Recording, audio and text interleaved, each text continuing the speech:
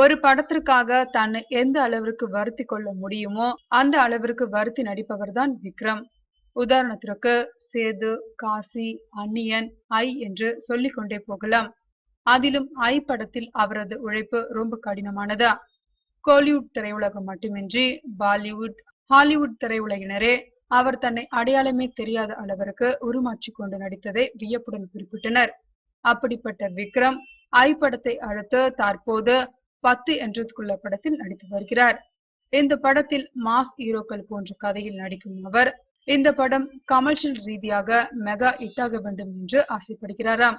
அதனால் ஒவ்வொரு காட்சியுமே இன்றைக்கு நடித்து முடித்துவிட்டு வீட்டிற்கு சென்று யோசிப்பவர், அது தனக்கு திருப்தியாக படவில்லை என்றால் மறுநாள் வந்து அதே காட்சியை மீண்டும் நடிக்கிறாராம்.